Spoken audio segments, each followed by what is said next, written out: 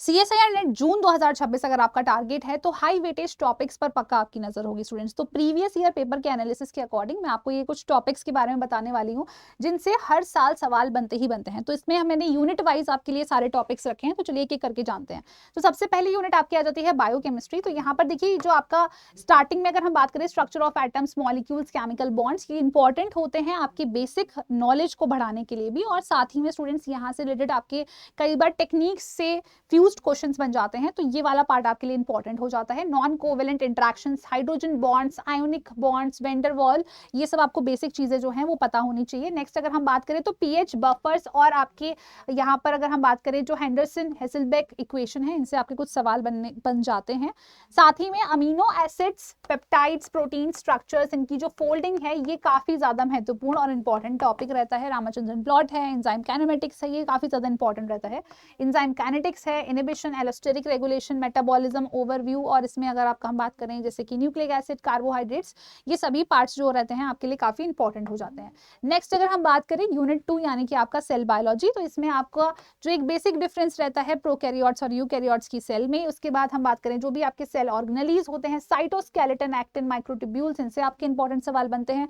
Plasma membrane itself a very important topic, plasma membrane structure, और आपका cell cycle and regulation, ये आपका important हो जाता है। सेल सिग्नलिंग में जो भी आपकी सिग्नलिंग रहती है स्टूडेंट्स, जैसे जीपीसीआर, इन सिग्नलिंग्स के रिलेटेड आपके जो इनहिबिटर्स होते हैं यहाँ से आपके सवाल बन जाते हैं। नेक्स्ट आपका आता है students molecular biology. Molecular biology में सबसे ज्यादा इंपॉर्टेंट आपका डीएनए रेप्लिकेशन हो जाता है। इसके जो एंजाइम्स हैं वो बहुत इंपॉर्टेंट है। डायग्राम से आज वेरी इंपॉर्टेंट, यहाँ से भी आपके सवाल बनते हैं। ट्रांसक्रिप्शन भी इंपॉर्टेंट रहता है students. RNA processing and splicing important topic है। ट्रांसलेशन एंड पोस्ट ट्रांसलेशन, ये कुछ आपके इंपॉर्टेंट टॉपिक्स रहते हैं जहां से आपके सवाल बन सकते हैं। अब इसमें आपको सबसे ज्यादा मॉलिक्यूलर बायोलॉजी में जो ध्यान रखना है वो ध्यान रखना है कि कौन सा एंजाइम किस लिए यूज हो रहा है और किस ऑर्गेनिज्म में यूज हो रहा है, यानी कि प्रोकैरियोट्स में हो रहा है या यूकैरियोट्स में हो रहा है। तो ये आपको ध्यान रखना है। Operon model, gene regulation, epigenetic regulation and RNA interference. इसके बाद हम आ जाते हैं स्टूडेंट्स आपकी सेल सिग्नलिंग में। तो सेल सिग्नलिंग में आपके जो भी सेल ट्रांसडक्शन पाथवेज हैं इन सबका आप एक फ्लो चार्ट अपने पास जरूर रखिए। साथ ही में इससे रिलेटेड जो इनहिबिटर्स इसके सिग्नलिंग में काम आते हैं वो भी आप ध्यान में रख सकते हैं। GPCR, RTK, MAP kinases, JAK STAT pathway, secondary messengers, और जो आपकी हार्मोन सिग्नलिंग्स होती है, कौन सा हार्मोन कौन सी सिग्नलिंग को फॉलो करता है, ये इंपॉर्टेंट होता है स्टूडेंट्स। नेक्स्ट आपका कैंसर सिग्नलिंग हो गया, और आपके जो बेसिक्स हैं इम्यूनोलॉजी के, अगर आप उसको भी ध्यान में रख सकते हैं। पैसिव एक्टिव इम्यूनाइजेशन, साइटोकाइंस हो गए हैं, या फिर अगर हम बात करें हाइपर सेंसिटिविटी के बारे में, कॉम्प्लीमेंट सिस्टम के बारे में, थाइमस रिलेटेड काफी सवाल बनते हैं इम्यूनोलॉजी में, तो वो चीज आपको ध्यान रखना है। इम्यूनोलॉजी में बेसिकली अगर मैं बात करूं तो आपके एक्सपेरिमेंटल क्वेश्चंस काफी बनते हैं, तो अगर आप प्रीवियस क्वेश्चंस को एनालाइज करेंगे तो उससे आपको ज्यादा अच्छे से हिंट मिल जाएगा कि कैसे सवाल आपके फ्रेम हो रहे हैं।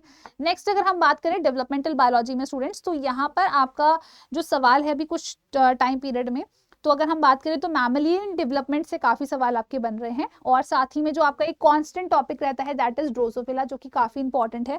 Basics of developmental biology very important is that is your cleavage pattern क्या होता है और टाइप्स ऑफ एग क्या होता है। कई बार इससे 4 नंबर का सवाल या 2 नंबर का सवाल भी आपका बन जाता है।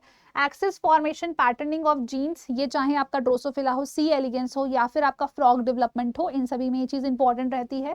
सेल फेड डिटर्मिनेशन, कैसी टाइप की आपकी सेल है, एम टाइप की है, सीडीआर टाइप की है, यहाँ से आपके सवाल बनते हैं। स्टेम सेल्स के बारे में आपको पोटेंसी पता होनी चाहिए। रीजनरेशन हो गया स्टूडेंट्स, तो ये सभी आपके लिए इंपॉर्टेंट होते हैं। यहाँ एक और इंपॉर्टेंट टॉपिक है that is your limb development as well, तो यहाँ से भी स्टूडेंट्स आपके कुछ पार्ट बी और सी के सवाल बनते हैं। नेक्स्ट अगर हम बात करें आपकी सिस्टम फिजियोलॉजी यानी कि प्लांट फिजियोलॉजी में, तो यहाँ पर फोटोसिंथेसिस, C3 C4 साइकिल, ये बहुत ज्यादा इंपॉर्टेंट है स्टूडेंट्स। आपको अभी अगर मैं जून का पेपर की बात करूँ या दिसंबर जो आपका 2025 में हुआ था, तो उसमें आपको अधिकतर सवाल या मोस्ट ऑफ द सवाल इसके अराउंड देखने को मिले थे। Respiration, photo respiration again a very important topic. Mineral nutrition and plant hormones से आपको हर बार एक सवाल जो है वो देखने को मिल जाता है। नेक्स्ट अगर हम बात करें सिस्टम फिजियोलॉजी एनिमल यानी कि एनिमल फिजियोलॉजी, तो यहाँ पर मैं अपने हर एस्पिरेंट को जरूर बोलती हूँ कि अगर आप इस यूनिट को टारगेट कर रहे हैं या नहीं भी कर रहे हैं तो एटलीस्ट आप इसमें जो ये वाला भाग रहता है आपका एंडोक्राइनोलॉजी का, उसे जरूर पढ़िए। और जो नेक्स्ट सबसे इंपॉर्टेंट पार्ट आता है वो आता है आपका सर्कुलेशन। तो सर्कुलेशन और एंडोक्राइनोलॉजी से हर बार सवाल बनते हैं, ये 2 बहुत इंपॉर्टेंट टॉपिक है। नेक्स्ट अगर हम बात करें तो नर्वस सिस्टम, रेस्पिरेशन, यहाँ से भी बनते हैं। बट ये जो आपके कुछ टॉपिक्स हैं जिसको मैं हाईलाइट कर रही हूँ स्टूडेंट्स, तो यहाँ से आपको अधिकतर सवाल देखने को मिल जाते हैं। नेक्स्ट अगर हम देखें, फिर आता है आपके पास जेनेटिक्स। तो जेनेटिक्स में आपका जो बेसिक्स रहता है आपका मेंडेलियन इनहेरिटेंस और नॉन मेंडेलियन इनहेरिटेंस, इनसे रिलेटेड आपके एपिजेनेटिक्स रिलेटेड या एपिस्टेसिस रिलेटेड सवाल बन जाते हैं। Chromosomal theory, linkage and recombination, इनसे स्टूडेंट्स आपके न्यूमेरिकल बेस्ड सवाल बन जाते हैं। टेबुलर फॉर्मेट में आपके क्वेश्चंस बन जाते हैं, पार्ट सी के सवाल बन जाते हैं। साइटोप्लाज्मिक इनहेरिटेंस, और अगर हम बात करें QTL जो रहता है स्टूडेंट्स, राइट, इससे भी आपका जून 2025 में सवाल आया था, तो ये आपके लिए इंपॉर्टेंट हो जाता है।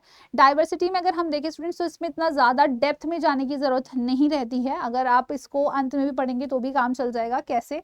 तो आप इसमें classification, basics of classification system को ध्यान में रखिए।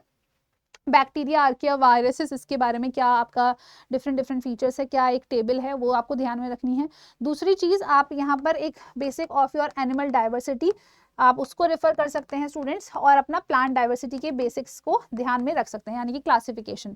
तो आपको कई बार, जैसे कि अगर मैं एनिमल क्लासिफिकेशन के बारे में बात करूं, तो पार्ट सी में ही इनफैक्ट काफ़ी सरल एक सवाल बन चुका है, बेस्ड अपॉन सीलोम के बारे में पूछ लिया, या फिर अगर हम बात करें विद रिस्पेक्ट टू एग्जाम्पल्स पूछ लिया, तो बेसिक से सवाल यहाँ पर आपको कुछ इस एरिया से मिल जाते हैं।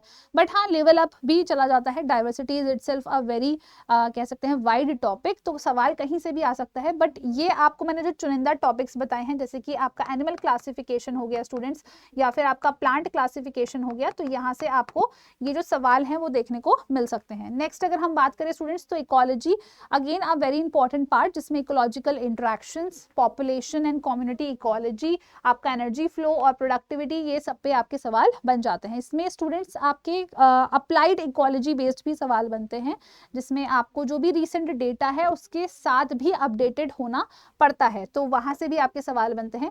इवोल्यूशन में अगर हम बात करें, तो थ्योरीज को जनरली स्टूडेंट्स इग्नोर कर देते हैं, theories are also very important evolution के रिस्पेक्ट में। स्पीसिएशन एंड अडेप्टिव रेडिएशन, यानी कि टाइप्स ऑफ स्पीसिएशन क्या कौन सी होती है। हार्डी विनबर्ग जो रहता है वो बहुत इंपॉर्टेंट है स्टूडेंट्स। फाइलोजेनेटिक ट्रीज जो होते हैं, जियोलॉजिकल टाइम पीरियड से आपके सवाल बनते हैं, वो इंपॉर्टेंट है।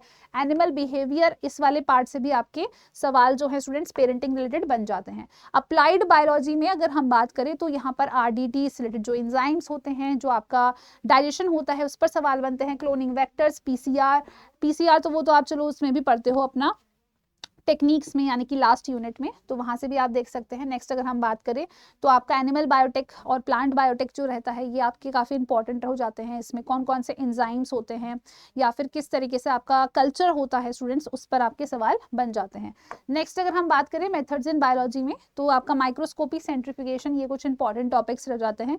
क्रोमैटोग्राफी भी काफ़ी इंपॉर्टेंट होता है। इलेक्ट्रोफोरेसिस, यहाँ से भी आपको सवाल देखने को मिल जाते हैं। Spectroscopy, radio isotope, flow isometry का, या फिर ब्लॉटिंग, एलाइसा हो गया स्टूडेंट्स, तो यहाँ से आपको सवाल देखने को मिल जाते हैं। बायोस्टैट से भी आपको टी टेस्ट का स्क्वायर पर 2022-23 के अराउंड एक सवाल देखने को मिला था, जो कि पार्ट बी में पूछा गया था, एक सरल सवाल था स्टूडेंट्स। तो ये कुछ चुनिंदा सवाल जो हैं आपसे पूछ लिए जाते हैं। तो अगर आप इन टॉपिक्स को अच्छे से पढ़ लेते हैं, तो डेफिनेटली आपके लिए पेपर आसान हो जाता है। बट अगर मैं बात करूँ स्टूडेंट्स, तो सबसे अच्छा तरीका यही रहता है कि आप किसी भी यूनिट को अगर टारगेट कर रहे हैं, तो आप उस यूनिट को अच्छे से पढ़िए, उसके सारे कॉन्सेप्ट्स को पढ़िए। जैसे ही आप उस कॉन्सेप्ट्स को पढ़ लेते हैं, तो आप उनकी क्वेश्चन प्रैक्टिस जरूर करिए। PYQ बेस्ड क्वेश्चन प्रैक्टिस इसलिए इंपॉर्टेंट हो जाती है स्टूडेंट्स, क्योंकि एक आपको राइट डायरेक्शन देती है कि क्या आपको सच में जो टॉपिक है वो क्लियर है या नहीं, और क्या आप उन्हीं टॉपिक पर मेजरली फोकस कर रहे हो जो कि एग्जाम्स में पूछे गए हैं। दूसरी चीज स्टूडेंट्स ये रहता है आपके लिए कि किसी भी चीज को आप पढ़ रहे हैं, डेफिनेटली उसको भूलना भी, मतलब हमारा जो दिमाग है, अगर हम उसको लंबे समय तक रिवाइज ना करें, तो हमारा दिमाग उसको भूल ही जाएगा डेफिनेटली। तो आपको क्या करना चाहिए स्टूडेंट्स, आपको अपना जो टॉपिक है उसको अच्छे से रिवाइज करना चाहिए। तो रिविजन आपको काफ़ी ज़्यादा इंपॉर्टेंटली करना है। कॉन्सेप्ट पढ़िए, PYQs करिए, उसके बाद रिवाइज करिए, ये चीज़ आपको रिपीटेडली करनी है। इसके बाद जैसे ही आपका एग्जाम आने वाला होता है, उसके कुछ 15-20 दिन पहले, अगर आपका जितना भी सिलेबस हो गया है उसमें आपको कोई ऐसे संकोच नहीं करना है कि हमारा सिलेबस जब 100% कंप्लीट होगा तभी हम मॉक टेस्ट लगाएंगे। आप जितना भी सिलेबस हुआ है 15-20 दिन पहले का वक्त है आपके पास एग्जाम से पहले, आप मॉक टेस्ट लगाइए, थोड़ा सा सेल्फ एनालिसिस करिए, ये देखिए कि क्या आप सभी यूनिट्स का कंबाइंड फॉर्म में टेस्ट दे पा रहे हैं, क्या आपकी स्पीड सही है, क्या आपके पास क्वेश्चन पढ़ने का वक्त है या नहीं है। तो इससे एक आपको एक सही अनुमान मिल जाता है और आप एक सही डायरेक्शन में अंत के वक्त में भी काम कर पाते हैं। मॉक टेस्ट का फायदा तभी होता है जब आप सेल्फ एनालिसिस कर रहे हैं। सिर्फ मार्क्स देखना ही आपका उद्देश्य नहीं होना चाहिए। पेपर देने के बाद आप एनालाइज करिए कि आपसे कौन सी यूनिट के सवाल पढ़ने के बाद भी नहीं बन रहे हैं या आप ज़्यादा नेगेटिव कर रहे हैं। तो स्टूडेंट्स ये चीज़ का आपको ध्यान रखना है। अब अगर आपको इस तैयारी के लिए हमारी ज़रूरत लगती है तो आप बिल्कुल हमारे साथ भी कनेक्ट कर सकते हैं। मैं YT पर भी काफ़ी सारे लेक्चर्स ले रही हूँ, जैसे जेनेटिक्स के, उसकी फ्री PDF नोट्स भी आपको मेरे टेलीग्राम चैनल पर मिल जाएंगे। और अगर आप स्टूडेंट्स इसी के साथ हमारे पेड बैच में जुड़ना चाहते हैं तो वहाँ भी आप कनेक्ट कर सकते हैं हमारे मेगा पैक के साथ, जिसमें आपको ABC पार्ट तीनों की तैयारी कराई जा रही है। YT13 कोड के माध्यम से आपको एक्स्ट्रा डिस्काउंट भी मिल जाएगा। तो इनरोलमेंट के लिए स्टूडेंट्स आप यहाँ पर क्या कर सकते हैं, आप हमारी जो ऑफिशियल वेबसाइट है द 24/7 की वेबसाइट, यहाँ पर आप जा सकते हैं। जैसे ही आप वेबसाइट विजिट करेंगे स्टूडेंट्स, तो यहाँ पर आपको ऑल कोर्सेज में जाना है। आप यहाँ CSIR नेट लाइफ साइंसेज को सिलेक्ट कर सकते हैं मेगा पैक में, और फिर उसके बाद आप यहाँ बाय नाउ के ऑप्शन पर जा सकते हैं। यहाँ पर आपको कूपन कोड YT13 का इस्तेमाल करना है और इस तरीके से स्टूडेंट्स आप एक्स्ट्रा डिस्काउंट अवेल कर सकते हैं। सो मैं उम्मीद करती हूँ ये वीडियो आप सभी बच्चों के लिए यूजफुल रही होगी। इसी तरीके की important information and updated information के लिए हमारे चैनल को जरूर सब्सक्राइब कर लीजिए और साथ ही में बेल नोटिफिकेशन आइकन को भी ऑन कर लीजिए। धन्यवाद।